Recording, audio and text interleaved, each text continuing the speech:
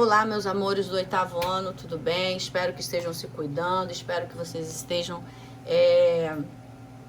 em casa, continuando com todas as nossas não, né? Com todas as regrinhas aí em relação à prevenção do Covid. Se cuidem dos seus familiares, que isso é muito importante. Meus amores, o capítulo dessa semana, capítulo 28, que tem como tema como é feita a previsão do tempo e qual a sua importância. Antes da gente começar, eu gostaria de fazer uma pergunta. Você acha que você consegue fazer uma previsão do tempo? Pois é, né? A gente, de uma certa forma, a gente consegue sim fazer a previsão do tempo, sim. A previsão do tempo, gente, ela é importante desde a antiguidade. Quando não existiam estações meteorológicas, não existiam equipamentos, não existiam aparelhos, a previsão do tempo ela já existia, né? Com o passar dos anos, a sua modificação foi aprimorada. Ela é realizada a partir da observação de fenômenos atmosféricos ou a partir de tecnologia avançada, que oferecem dados mais precisos. As ferramentas utilizadas na previsão do tempo são bastante úteis, principalmente nos países que não possuem estações do ano bem definidas, isto é, chuvas regulares no verão e estiagem no inverno. Existem diversos tipos de clima no mundo, fato que pode ser explicado pela ampla gama de fatores climáticos que atuam na superfície terrestre, como temperatura, pressão atmosférica e a própria umidade. Em função dessas variações, diferentes regiões podem apresentar características atmosféricas distintas, totalmente diferentes, em um mesmo momento. Em função disso, é preciso interpretar os dados meteorológicos, relacioná-los ao clima da região, tá?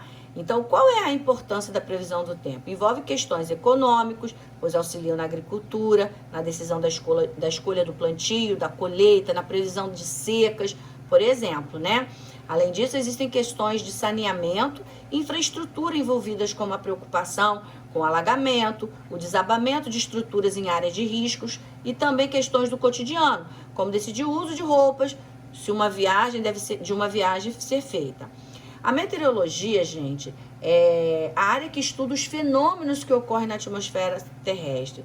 Ela exerce um papel social à saúde pública muito importante, pois emitem alertas sobre grandes alterações atmosféricas, como ocorrência de tempestades, furacões, enchentes, possibilitando o deslocamento da população para uma área segura de forma antecipada aos seus possíveis desastres, tá bom? Então é muito importante a gente saber sim como atuam, né, essa previsão do tempo. A meteorologia ela tem uma importância muito grande, né, como eu acabei de ler para vocês, é uma prevenção de tragédias decorrentes das chuvas e outros fenômenos, vai alertar as populações sobre a mudança do tempo e estuda a respeito de possíveis mudanças climáticas e problemas ambientais. É bom lembrar que a gente, né, nós, população, sem termos esses equipamentos, a gente tem alguns truques também, né? De olhar para o tempo, olhar à noite para o céu, viu que o céu está todo estrelado, significa que no outro dia vai dar sol. Se a gente observa à noite que o tempo está carregado, está cheio de nuvens, a gente sabe que no outro dia o tempo pode estar nublado e até mesmo chover. Então tem algumas coisas que a gente já sabe pela gente mesmo, né? Já é uma coisa que a gente aprende com os nossos avós, com os nossos pais, e aí a gente leva para a vida toda. Então é importante a previsão do tempo, até mesmo para quando a gente vai sair de casa, se a gente deve levar um guarda-chuva, se a gente deve levar um agasalho, mas muita gente acaba falando, poxa, a previsão do tempo ontem à noite no jornal falou que era de sol e acabou chovendo e eu me molhei. A previsão falou que era de muito frio, saí com a roupa muito um agasalho muito quente, acabei passando calor.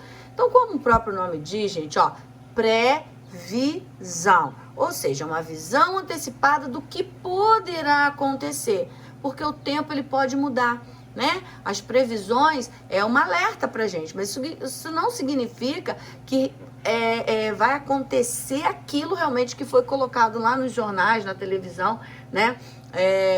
No jornal, né? Daquela moça lá que dá faz a temperatura, fala pra gente o que vai acontecer no outro dia em relação ao tempo. Então, assim, mas o que a gente sabe que a previsão tem acertado bastante, quando diz que vai chover, quando que vai fazer frio, chuva, calor. ela tem acertado bastante, até porque, de acordo com as mudanças, vai tendo uma questão muito importante, que são os melhoramentos, vamos dizer assim, dos equipamentos meteorológicos, dos satélites que vão mandando fotos, vão enviando todas as informações para a gente, tá? Como os meteorologistas trabalham, tá? Em seus estudos, os meteorologistas utilizam tecnologias sofisticadíssimas, como radares, satélites artificiais ao redor da Terra. Esses equipamentos, gente, eles são responsáveis pelo monitoramento, pela coleta de dados, que são interpretados por computadores controlados aqui na Terra pelos meteorologistas.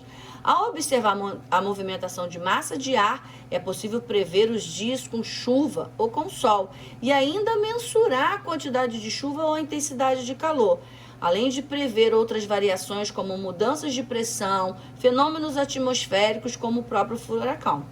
As estações meteorológicas estão instalados diversos instrumentos, nos quais tem o termômetro, né? Tem o anemômetro, pluviômetro, higrômetro, o barômetro, biruta. Todos esses equipamentos, eles auxiliam os meteorologistas a fazer essa previsão do tempo. Os conhecimentos desenvolvidos nessa área são aplicados na resolução dos problemas tais como previsão de fenômenos atmosféricos que influenciam nas atividades humanas, por exemplo, o tempo no dia a dia, os riscos para a aviação, o avião pode sim fazer determinada viagem, para navegação, formação de tempestade, avaliação do impacto das atividades humanas sobre a atmosfera, poluição do ar, modificação da composição da atmosfera, do tempo, do clima. Então, tudo isso são fatores, né, que as estações meteorológicas, que esses meteorologistas, esses pesquisadores podem estar passando para a gente. Fundamentais para a previsão do tempo. Vocês estão vendo ali o satélite, ele vai captar a imagem da superfície terrestre por sensor e vai possibilitar observar a existência de nuvens e temperatura delas. Em poucos minutos, né, os meteorologistas conseguem ter uma avaliação do que acontece na atmosfera e assim faz uma previsão para a hora seguinte. Então, esses satélites, eles ficam mandando informações, né, e essas informações chegam nas estações meteorológicas para que os meteorologistas façam ali uma análise. Uma estação meteorológica é um local onde são recolhidos dados para análise do tempo meteorológico. Encontra-se equipamentos com instrumentos de medição e registro das variáveis meteorológicas, né, dos climas, né? Então, é muito importante todos esses equipamentos, todos esses aparelhos, para que seja feito essa observação do que poderá acontecer. E não é uma questão só da gente sair no outro dia, se a gente vai usar uma roupa mais fresquinha, uma roupa mais, né, quentinha, levar guarda-chuva ou não. Tá ligado realmente às questões ambientais, a desastres, a catástrofes. Então, ele fazendo essa previsão, as pessoas podem estar se resguardando, podem estar se prevenindo, se precavendo de tais problemas, tá? Só para, antes da gente começar a falar desses aparelhos que os meteorologistas usam, vamos falar um pouquinho o perigo de soltar balões. As pessoas ainda insistem nessa questão, né, por ser bonito, por ter uma mensagem, por ter algo assim, que eles queiram, né, que as pessoas, um grande número de pessoas observem, as pessoas continuam soltando balões. E é uma ação altamente perigosa. Em algumas regiões brasileiras, tradicionalmente, se comemoram as festas juninas, nas quais existem comidas típicas, danças como quadrilha. Infelizmente, um hábito comum nessas festas é a soltura de balões.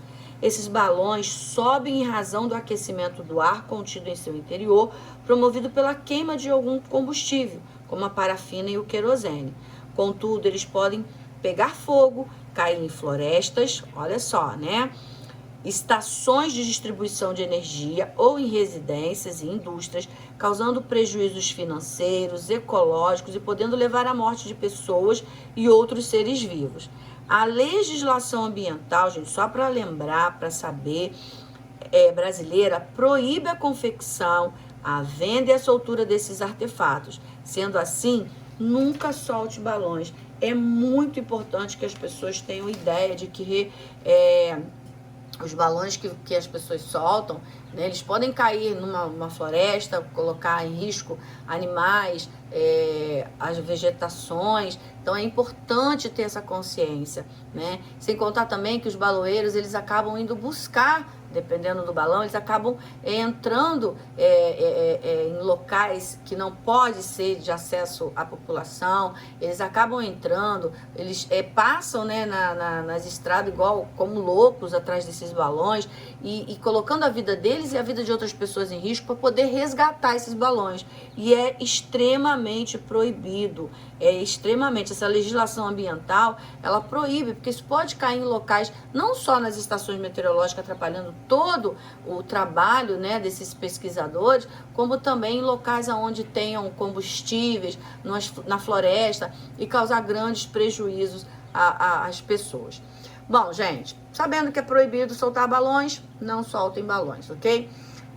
Vamos ver agora alguns instrumentos usados pelos meteorologistas que auxiliam na previsão do tempo. Primeiro é esse que é muito conhecido, né? Em algumas cidades tem, né? Que parece um coador de café que acaba ficando em algumas regiões, tem aeroportos, em alguns lugares, principalmente para poder observar, né, a direção do vento. A biruta é sinalização. Sinalização é um instrumento utilizado em aeroportos, helioportos, aeródromos em geral. Serve para mostrar o sentido do vento, para onde está ventando, né? Para orientar pilotos durante a decolagem, aterrissagem de suas respectivas aeronaves. Do mesmo modo, ela também serve para orientar controladores de tráfegos aéreos e os meteorologistas. Então, através, né, desse equipamento que vocês estão vendo aqui, parece até um coador antigo, né, de café, mas ele serve para mostrar, para indicar a direção do vento, para onde o vento está indo. Tá? Um equipamento simples, mas que tem uma grande importância, principalmente aí para as questões as questões aéreas, enfim, para os meteorologistas, é muito importante, tá? O outro equipamento muito comum é o termômetro, tá? É um aparelho usado para medir a temperatura ou as variações de temperatura. É um instrumento composto por um elemento sensor que possui uma propriedade termométrica, isto é, uma propriedade que varia com a temperatura, né? A gente sabe que tem um termômetro clínico, que é aquele pequenininho que toda mamãe tem em casa, justamente para quando a gente percebe, né, que a pessoa está começando a ficar com a temperatura mais elevada, né? E tem o termômetro que é utilizado no meio ambiente, que também vai fazer a temperatura máxima e mínima daquela região. Ele funciona mais ou menos parecido com o termômetro clínico, para medir a temperatura. Então, às vezes, a gente está passando em algum local, a gente vê lá, né, em algumas praças, esse equipamento onde tem lá a temperatura máxima de hoje, tal, temperatura mínima. Então, ele serve para captar essa informação e deixar não só os meteorologistas a par dessa temperatura, como também as pessoas, tá bom? Então, esse é um segundo aparelho muito utilizado pelos meteorologistas. Aqui, nesse outro slide, nós temos aqui o anemômetro. Ele é utilizado na estação meteorológica, a gente não tem na nossa casa, é mais para os meteorologistas, para medir a intensidade e a direção dos ventos. Então, esse aparelho é diferente da biruta. A biruta, ela só vai indicar a direção, para onde o vento está indo. Aqui vai mostrar, através do anemômetro, a intensidade e também a direção. Ele vai fazer os dois papéis, tá? Além de ser importante para checar o fluxo de ar por mera questão de estudo ou informação. Na prática, o dispositivo é fundamental nas atividades agrícolas. Então, é importante para os agricultores saberem, né, a intensidade e a direção dos ventos, né, por causa de toda a questão de colheita, de plantio, de sementes, enfim. Então, é muito importante esse aparelho. O outro aparelho também que tem a sua importância é o pluviômetro. Ele é um aparelho, tá? Usado para recolher e medir milímetros lineares, a quantidade de chuva, de líquidos ou sólidos, né? Como chuva, neve, granizo, precipitados durante um determinado tempo e local. É muito usado nas estações meteorológicas. Então, ele vai medir a quantidade de chuva ou de neve, ou de granizo, dependendo do local, do país, da região, ele vai captar e ali ele vai mostrar. Por isso que às vezes aquela moça do tempo fala assim, olha, choveu hoje, hoje choveu mais do que ano passado, no mês todo, vamos dizer assim, de outubro, né? Então, através da quantidade de chuva, ele tem ali toda uma graduação e eles fazem uma medição através de um tempo, de um horário, e sobre essa graduação, eles vão fazendo essa medição para saber a quantidade de chuva que caiu naquele momento e fazem até essa comparação em relação aos anos anteriores. Então, é muito importante esse aparelho também, tá?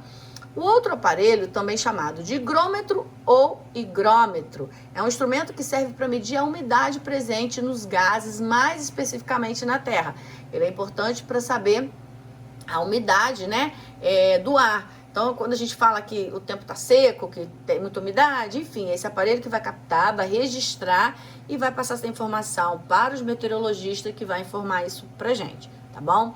O outro aparelhinho, né, que parece um reloginho, é chamado de barômetro. É um equipamento que serve para medir a pressão atmosférica. Através da pressão atmosférica, podemos saber diversas informações, entre elas a tendência do tempo, ou seja, uma pequena previsão do tempo informando se teremos chuva ou sol dentro de um curto espaço de tempo. Né? Porque não acontece isso, às vezes assim, o dia amanhece com aquele sol bonito e de repente dá aquela embruscada, de repente abre de novo. Então o barômetro ele pode nos dar não, né? Aos meteorologistas que fazem a leitura e fazem passa essa informação, né, para a mídia e chega até a gente. Então, através desse aparelho, desse equipamento, consegue-se medir essa pressão atmosférica, né? E ele pode fazer essa previsão, informando aí se teremos chuva, sol dentro de um espaço bem pequeno, bem menor, ok? Bom, gente, saindo dos aparelhos, né, nós vamos falar um pouquinho do que são frentes. Antes da gente entrar nas frentes, deixa eu ler aqui no livro um rapidinho que diz o seguinte, o que são frentes? É comum ouvirmos no noticiário que uma frente está causando alterações atmosféricas em uma cidade. Mas o que é uma frente, na verdade? Quando uma massa de ar se desloca e vai de encontro a outra massa de ar, formam-se as frentes. Olha bem, quando a massa de ar se desloca de um local e vai se encontrar com a outra, a gente diz que é uma frente, que podem ser quentes ou frias. A frente fria forma-se quando uma massa de ar frio é carregado pelo vento e avança sobre uma massa de ar quente, estacionando em uma região e deslocando-se para cima. Nesse caso, ocorre a queda de temperaturas, fortes chuvas, podendo ocorrer ventanias. Já a frente quente ocorre quando uma massa de ar quente avança sobre uma massa de ar frio, olha só que é o contrário, né? Provocando o aumento da temperatura, podendo resultar em ventos de baixa intensidade e chuva fraca. De modo geral, o que dita a chegada de uma frente fria ou quente é a prevalência de uma massa, de uma sobre a outra. Ou seja, se a frente fria for mais forte do que a quente, ela prevalecerá e vice-versa, ok? Os ventos são responsáveis pela formação das frentes, fenômenos que geralmente não trazem problemas para as pessoas. Entretanto, em certas ocasiões, em conjunto de variações de temperatura e de pressão, os ventos podem atingir velocidades elevadas, em torno de 100 km por hora, formando até mesmo os ciclones, gente. Então, aqui a gente tem um slidezinho que diz assim: assim que o ar frio retrocede, o atrito com a terra reduz extremamente o avanço da posição da superfície, rugosidade da superfície.